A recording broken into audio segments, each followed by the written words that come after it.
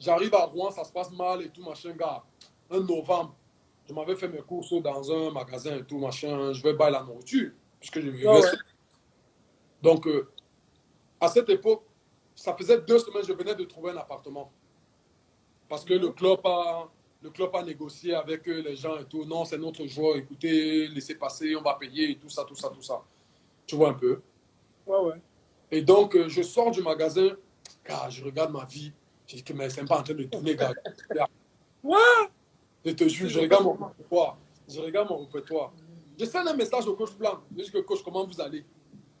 Dans ma tête, c'est un SOS, tu vois un peu. Je dis que coach, comment vous allez? Tout, machin, tout ça. Il me send le message peut-être 2 jours après. Il me dit, gars, c'est comment et tout, je ne te vois plus. Parce que tu sais, en France, avant, je ne sais plus si ça se fait encore. Je lis de moins en moins la presse. En France, quand tu jouais toutes les catégories, on mettait qui a joué, qui a marqué, qui a été élu homme du match et tout ça, tout ça. Il me dit, il regardait dans le France Foot à Rouen, on ne me voit plus à l'équipe B et tout ça, on ne me voit plus à l'équipe première et tout ça, qu'est-ce qui ne va pas? Je lui explique donc que, gars, on me met milieu droit, ça ne donne pas et tout. Donc, je ne joue pas comme je devrais. Donc, ce n'est pas mon poste. Il me dit, est-ce que physiquement ça va? Je lui dis que coach, franchement, pour vous dire la vérité, physiquement, je sais que j'ai perdu. Il me dit, tu as quel contrat là-bas? Je lui dis, j'ai un contrat amateur. Il me dit, bon, ok, moi, je suis toujours intéressé pour travailler avec toi. Avant le 31 décembre, tu envoies une lettre recommandée à ton club comme quoi tu veux résilier ton contrat. Bon, ça, il ne l'a pas dit directement. Il m'a passé le numéro de l'avocat de Lille qui m'a expliqué la procédure à faire. Il envoie le courrier au club de Rouen en disant que tu veux résilier ton contrat vu que tu es amateur. Et puis, à partir du 1er janvier, tu viens avec nous. Chose que j'ai faite. J'ai envoyé le courrier. Entre-temps, on est déjà le 23 décembre, comme ça. J'ai envoyé le courrier avec accusé de réception. Ils ont reçu avant, tout ça. Donc, je pars donc à Beauvais pour la période de Noël. Et quand je reviens, le président m'appelle dans son bureau, le président de Rouen. Il me dit, ouais, ça veut dire quoi? Tu nous quittes et tout. Non, on compte sur toi et tout ça. Je dis, mais président, vous comptez sur moi, mais aujourd'hui, je ne joue pas. Tu vois un peu, je joue en PH. Mon ambition, ce n'est pas de jouer en PH. Là, les gens au Cameroun comptent sur moi. Donc, aujourd'hui, j'ai l'opportunité d'aller à Lille. Et en ce temps, j'avais signé mon contrat avec Lille. Hein. Donc, j'avais fait un aller-retour. J'avais signé mon contrat de 6 mois avec Lille. Et on donc, a quelle année là? On est en 2006. D'accord. Ouais, on est en 2006-2007. Et donc, je lui explique et tout. Et il veut me bloquer. Mais l'avocat du club lui dit non, tu ne peux pas le bloquer parce qu'il a fait les choses dans les règles de l'art. Là où il est là, il est libre. Tu vois un peu. Ouais, on était le 1er décembre, le 1er janvier à peu près. Et Lille commençait les entraînements le 3. Donc, je suis allé dans le vestiaire, prendre mes choses à Rouen, tout ça et tout. J'ai demandé au coach si le 1er, le 2, je peux m'entraîner avec eux. Il a dit, ouais, il n'y a pas de souci. Je me suis entraîné le 3, j'ai pris ma voiture, j'ai lancé à Lille. C'est comme ça que je me retrouve à Lille. Pour 6 mois d'abord. Donc, quand tu arrives à Lille, quand j'arrive à Lille, je suis à la ramasse vraiment physiquement. D'ailleurs, j'ai posté une photo sur ma story là, si tu vois bien, avec Adil Rami à l'époque et Jérémy Tarabel. Voilà. Ça, c'est à peu près 2 semaines que je suis arrivé à Lille. C'était difficile parce que physiquement, j'étais vraiment à la ramasse, ça n'allait pas. Les gars couraient partout. Je me cherchais encore, tu vois. Mais bon, je te dis vraiment, c'était. Mais à Lille, est-ce que tu as signé, quand tu as signé à Lille, est-ce que tu as signé un contrat professionnel ou tu viens encore Non, j'ai signé 6 mois. Parce que le coach Planck m'avait dit, viens, moi je crois en toi. Viens faire 6 mois, tu me montres ce que tu sais faire, ce que j'ai vu, et j'en parlerai au coach Puel, qui était l'entraîneur de l'Académie avant. Tu vois un peu. Donc tu signes ton premier contrat professionnel à Lille. Oui, mon premier contrat professionnel, c'est à Lille. Mais quand j'arrive, je ne suis pas pro. Je signe juste amateur. Et je commence à m'entraîner avec la CFA. Alors, comment ça se passe? Quand tu arrives, tu commences à jouer directement, tu attends? Non, ça se passe ces 6 mois? J'arrive à Lille. Je ne joue pas directement en CFA parce que, comme je te dis, physiquement, j'étais à la ramasse d'eau. Ça ne donnait pas. Tu vois un peu. Et je suis arrivé, il fallait d'abord que physiquement je sois bien. Les Adil Rami étaient là. Il était chez les 7, les 15 ans, je ne sais plus trop. Il y avait beaucoup de bons joueurs. Il y avait Ewane aussi, un autre Camerounais. Jean de Makoun, il était déjà chez les pros. Et au bout de 3 semaines d'entraînement, j'ai commencé à jouer avec eux à TFA, tu vois. Et jouer en milieu de terrain. Et un mois et demi Là, après, mais quel poste au milieu? Parce que en 8, moi, je pense en en 8, 8, d'accord, oui, relayeur. ouais, Donc, tu en es relais. descendu d'un cran. Voilà. Mhm.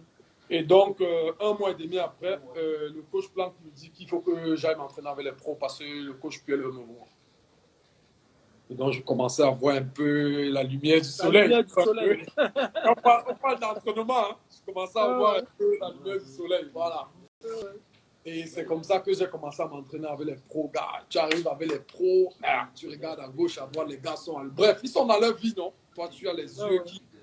Ouais. Qui brille, ouais. Heureusement pour moi, une fois encore, comme Dieu sait comment il fait ces choses, je suis tombé sur Jean de Macron. Respect à vie. Il m'a pris sur son aile, il m'a dit petit, viens t'asseoir à côté de moi.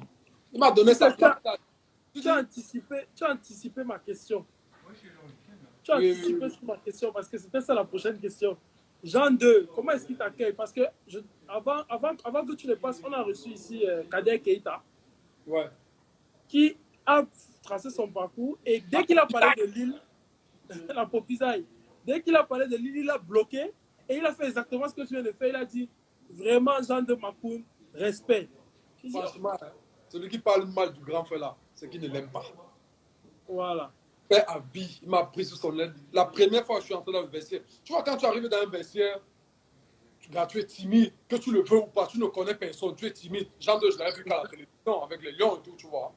Tu es timide et tout, tu as peur de peut-être marcher sur le pied d'un pro. Et c'est comme ça que, gars, on commence à te knock. Tu vois un peu. Tu as peur, par exemple, de casser un grand entraînement. Il m'a pris dans, il m'a dit que petit, viens, je suis venu. Mais si on t'a appelé ici, là, ça veut dire que tu connais. Joue comme tu sais le faire. Si quelqu'un te parle mal, tu viens me dire, je prends sur moi. Merde. Tu regardes le gars faire là comme ça, il dit que c'est lui là qui me dit comme ça. Je te jure. Aux entraînements, par contre, sur le terrain, il ne te gère pas, tu vois. Il ne te met pas non plus la pression. Il te parle quand tu fais bien, quand tu fais mal et tout, il te replace et tout. Mais il n'est pas là pour sur ton dos tout le temps, parce que toi aussi, il faut que tu t'exprimes. Par contre, dans le vestiaire, il n'y avait personne qui pouvait me faire chier. Je me suis entraîné au moins une semaine avec eux. Bon, je m'entraînais avec eux une semaine. Je partais le week-end jouer avec la CFA. Et le week-end, quand la semaine commençait, je montais toujours avec eux. C'est comme ça, petit à petit, que j'intégrais le groupe pro, en fait. Mais il m'a beaucoup aidé. Il m'a beaucoup aidé. Je tiens à le dire. Jean Makaya. Oui, respect à vie. Respect. On va faire une pause. On est en quelle année là, à Lille? 2007. 2007. Ouais. D'accord. Alors, revenons maintenant sur ta carrière en sélection. Est-ce que tu as fait des sélections U17, U20, U23? Est-ce que tu as fait des sélections avant ça?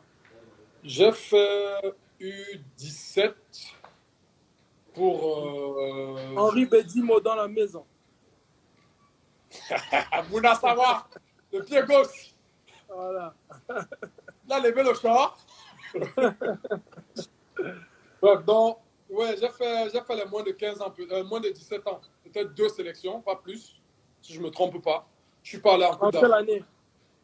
En quelle année 2007, juste quand je suis arrivé à Lille. Ouais. Alex était même là, avec le petit frère du grand frère aussi. Tous étaient là. Oui. Donc, on a joué en Égypte, où on nous a lavé. Je ne sais pas, on nous avait lavé combien. C'était là-bas, Massa. Les petits Égyptiens. Je te jure. Après, j'ai intégré l'équipe Espoir qui est partie aux Jeux Olympiques en Chine. En 2008, je crois, non? 2008. Ouais. Avec Koulou, Alex, Bedimo. Bedimo. Non, Bedimo n'était pas là. Il y avait Biquet qui était venu nous renforcer. Alex, Nico, Bekamenga. Bekamenga, voilà. Gomsi, arrière gauche. Tignem dans les buts. Bébé King est à droite. Non, c'est pas Bébé. Oui, Bébé King est à droite. Au milieu, il y avait Mbia et Alex. Moi, je jouais milieu gauche. Pour vous dire. À gauche, c'était. Ah mince, un gaucher. Il a dit Yaoundé. Son père aussi a joué au foot. Punaise, je ne me rappelle plus. Et Oui. devant, c'était Bekamenga. Et en 10, je ne me souviens plus trop bien. C'était ça Alors, notre c'était équipe. les JO. Les JO, comment ça se passe? Comment ça s'est passé? Parce que j'ai oublié, en plus, là, tu me rappelles, parce que j'ai eu Alex avant-hier et j'ai oublié de Banning lui aussi était parler. là. Ouais, Il tu était disais. là parce que, et je Olé, connais, je olé. sais qu'il y Quand a eu il est beaucoup d'anecdotes. excuse-moi. Excuse-moi, le prince. Olé, olé. Olé, olé. C'était lui. Ah, Hein. ouais, Olé, voilà. olé, Ouais, voilà. vas-y, je t'écoute. Donc, j'ai eu Alex avant-hier et j'ai oublié de lui parler de cette compétition-là. Parce que je Ouais. sais qu'il y a eu beaucoup d'anecdotes pendant cette compétition. Alors, comment ça s'est passé? Raconte-nous un peu de la sélection. Moi, ça, c'était chaud parce que on est quitté, on est go d'abord pré-olympique à Hong Kong. Mhm. On- alors, Tout- est-ce qu'il y avait, parce qu'on m'a dit qu'il y avait, pendant la qualification, c'était les joueurs qui jouaient au pays d'abord, qui se sont qualifiés. Et vous, non, vous êtes venus. moi, j'ai joué les qualifications. On s'est qualifié en D'accord. qualification. Ouais. Je jouais déjà à Lille. C'était pas que les Mhm. joueurs au pays.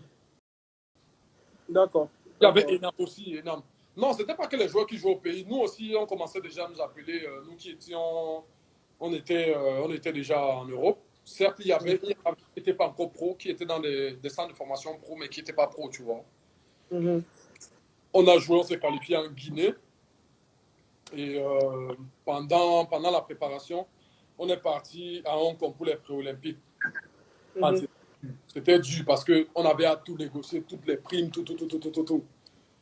Gars, je faisais dans les calculs comment je vais bailler le terrain pour construire la maison de la. Tous les commentaires qu'on avait, c'était les terrains qu'on allait bailler. Les terrains que vous allez bailler. Oui, ne te manque pas. Mhm. On joue les pré-olympiques. On a joué peut-être 3 matchs. Et maintenant, on quitte Hong Kong pour se rendre vraiment au village olympique, en fait. Tu vois. Mhm. Mhm. Et on arrive à l'aéroport. On n'a pas de billet d'avion. Non. On n'a pas de billet d'avion. On a dormi à même le sol. Incroyable. L'aéroport. Incroyable. On a Attends, dormi à toute même le la sol au sélection sol à avec les l'aéroport. entraîneurs, avec les dirigeants, tout le monde. On était là au sol.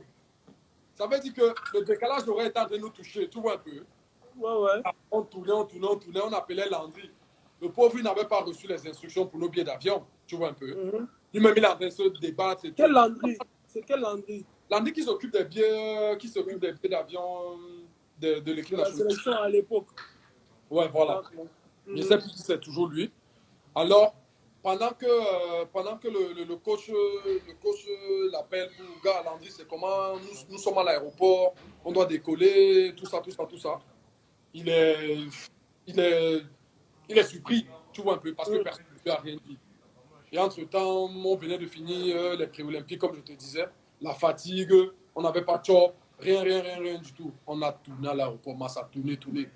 Au bout d'un moment, je dis à Beka que, vous savez quoi, moi, je vais dormir au sol, je m'en fous. Je suis fatigué.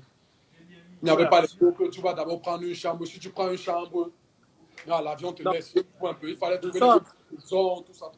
On a coupé les sols. Chacun s'est mis là, on a pris le sac à dos. On a coupé un bon sommeil. On a coupé un bon sommeil en attendant que l'avion arrive. Et Ah, le pire, c'est que quand ils nous trouvent le billet d'avion, peut-être 6-7 heures après, ceux qu'on n'a pas pris dans la liste des Jeux Olympiques, ils doivent rentrer en Europe pour ouais, ouais, continuer. bien sûr. Oui, pour continuer dans leur club et tout ça. Eux non plus, ils n'ont pas de billet d'avion. Ou back. Donc, eux-mêmes, ils sont coincés avec vous. Eux-mêmes, ils sont comme ça, élan. Incroyable. Je te jure. Donc, il fallait encore appeler Landry et tout. Entre-temps, on est en train de go. Le coach leur a seulement dit que, gars, coller Landry. Moi, je ne gère rien. Coller Landry, il va gérer. Il Donc, va gérer. voilà. On est arrivé donc au village olympique et... Et finalement, les billets d'avion arrivent quand le lendemain. Non, peut-être 6-7. Et finalement, les billets d'avion arrivent quand le lendemain. Non, peut-être 6-7 un peu. Voilà. On Ouais, ouais. était à sa merci, en fait. C'est lui qui décidait qui allait, à quelle heure on devait prendre le vol et tout ça. Le vol et Voilà, tout il ça. a fait ce qu'il a pu. Et donc, finalement, on est arrivé au village olympique. Un peu tard, mais on est arrivé quand même. Alors, je pense qu'il y a encore eu à ce moment-là l'éternel problème du Cameroun, Ouais. le problème des primes. Et comment vous avez résolu ça? Est-ce que vous êtes parti, vous aviez eu vos primes au pays ou arrivé là-bas, vous avez encore commencé la discussion des primes? Écoute l'histoire. On arrive au village olympique. On est arrivé peut-être 3 ou 4 jours ou 2 jours, je ne sais plus trop, avant le premier match. OK? Tu m'entends? Allô? Ouais, je t'entends. Ouais. Donc, on arrive. Oui, je t'entends. Avant la compétition, on avait négocié 30 millions par tête. Par joueur. Par joueur. On avait négocié 30 millions. Tout était à bon, tout avec le ministre, tac et tout. On nous dit donc non, avancez-vous, on arrive avec le Mpélé. Tu vois un peu? On arrive comme d'habitude. Ouais. On va poser ça sur place. On est content. Ouais. On est content et tout ça. On fait les calculs, gars, je vais baisser ici, je vais baisser là, gars, le terrain, il faut que la matin sorte du quartier, tout ça. Alors, jour du premier match, mais même les dirigeants, on ne les voit pas. On se rassemble. On dit que tout le monde a Nyongo. Oui, on dit que bon, les gars, on fait comment? On dit que non, attendons, non. Il était peut-être 10 h quand on fait la réunion, la première réunion. 12 h, on go manger, tout ça. On devait jouer, je crois, c'est 14 h heure locale ou 15 h. Un truc comme ça. 13h30. Le coach vient nous dire que, gars, venez dans ma chambre. On go dans la chambre du coach. Il dit que franchement, je ne vais pas vous mentir. Je ne suis pas dirigeant. Je suis coach. Moi, je vous coach. C'était qui le coach? Tungum Pile. Il dit que franchement, moi, je suis coach. Moi, je veux que vous jouez. C'est pour la nation. Moi, même si on arrive loin, moi-même, ma coach est bonne. Tu vois un peu? Mais je ne peux pas vous mentir. Ouais. Ce que je sens là, ça ne va pas donner. Ça ne va pas t'analyser. J'appelle les gens depuis là, que c'est comment pour la faire là. Personne ne prend le téléphone. Personne ne dosse. On dit que, ok, coach, on a compris. Vous pouvez sortir. Le coach sort. Comme il a mis le capitaine, il dit que, gars, on fait comment? Tu dis, Yasma, gars, on ne joue pas. On veut. Ça, c'est nous, non? Ça, c'est nous. On ne joue pas. Tout le monde. Car la sueur commence à merde. Les gens, si nous avons fait ça du mon frère, ce qu'on y a nous arrive aussi. Le calcul qu'on avait appelé 30 bars, mon frère. Alors, entre-temps, la délégation ministérielle est en train de venir là, dans la ville où on va gueuler. Il est déjà peut-être 14 h comme ça. Le coach dit que, gars, on fait comment? Moi, je dois rendre compte à la hiérarchie. Je n'ai plus les avoir. J'ai donné votre compte rendu que vous ne jouez pas. Ils ne veulent pas écouter. Il m'a dit que bon, on peut parler, donc, à qui de droit? Ouais, Alexis est voilà, il prend le téléphone. Oui, allô? Oui. Il parle, je ne sais pas si c'est qui le ministre ou bien le président africain, je ne sais plus trop. Mais là-dedans, il y avait, je crois, le directeur du sport olympique, ou bien si c'est M. Kalkaba, celui qui a les... Ouais, Kalkaba Malfi. Voilà. Le président du comité olympique. Exactement. Il était dedans. On parle, les gars disent que allez jouer, on va vous donner les primes après. Et Nambraco, il dit que les gars, comme lui, il était avec l'équipe nationale depuis, il dit que les gars, je ne sens pas ça. Si on joue déjà un match là, c'est mort. C'est mort. Même dans si on ne joue pas, au Cameroun, là, on va nous tuer. On est mort. On va dire que non. Oh, les gars se prennent pour ceux qui ne sont pas, on les envoie quelque part, ils ne jouent pas. En temps, on parle. Exactement. Et vous étiez encore espoir. Mon frère, en temps, on pense au Basmati, mon frère. Merde. Le terrain là-haut, c'est mort. C'est mort. Traverser tout le globe terrestre pour venir ici pour rien. Tu vois un peu? Merde. Ouais. L'heure ne fait qu'avancer. Je crois qu'on joue à 16 h. 15 h. Les grands frères commencent à appeler. Jérémy appelle. Et les petits. Franchement, nous-mêmes, on a connu ça. Mais si vous ne jouez pas, vous serez responsable parce qu'on vous a envoyé. Vous êtes comme si vous étiez en mission. Si vous ne jouez pas, si vous ne jouez pas, franchement, vous êtes dans le débat. Ce n'est pas bon. Je ne peux pas vous dire que ce qu'ils font, c'est bon. Hein. Mais si vous ne jouez pas, si vous ne jouez pas, tirez à mort. On appelle, je crois que Roger Mila, il était aussi dans la délégation, il appelle. Les petits, allez jouer. On arrive, allez jouer. Ils étaient en route en train de quel? Allez jouer. Allez jouer, on arrive. On a appelé, je crois que c'était le Bantou, il était aux États-Unis ou un truc comme ça. Il a commencé à parler que non, allez jouer et tout, je prends sur moi, je vais les convaincre, tout ça, tout ça, tout ça. En de temps, chacun était déjà dans sa chambre. Et il a fait encore une réunion dans la chambre du coach. Les gars, son ambition, on fait comment? Il est 15h15. On prend une décision là, on joue, on ne joue pas. On dit au coach que. Une heure, et ça, c'est une heure avant le match. Une heure avant le match. Sachant que chaque délégation doit être 2 heures avant le match au stade. 2 heures avant le match, bien sûr. Sinon, vous êtes forfait. En ce temps, les coups de fil passent à gauche, à droite, que oh, le Cameroun, ça arrive, ça arrive. Parce qu'en ce temps, le comité olympique envoie le bus à l'hôtel pour prendre la route pour le stade. Ouais. Alors, on décide que, gars, on fait comment? Il a dit que, gars, allons jouer. On les met la pression sur le premier match. Et le deuxième match, on va voir comment ça va se passer. Il est 15 h, on doit jouer à 16 h. Chacun tu met ses chaussures ici comme ça. On est go. On avait mis le short, les chaussures, tout ça. Les baskets, on a mis les chaussettes. C'est comme ça qu'on lance le bus. Puis tu sais, que ce soit la Coupe du Monde, Coupe d'Afrique ou Jeux Olympiques, quand il y a le bus, il y a les cas, il n'y a pas d'embouteillage, rien, tout ça. Ouais, on dégage. Le chauffeur a pris la route. On arrive au stade. Je ne sais pas c'était contre qui le premier match, les gars étaient en train de s'échauffer. On est sorti, comme ça, on arrive au vestiaire, on met seulement les chaussures. On s'est échauffé peut-être 10 minutes. Après, maintenant, on a carburé. Je ne sais pas si on fait 0-0 ou 1-1, je ne me souviens plus trop.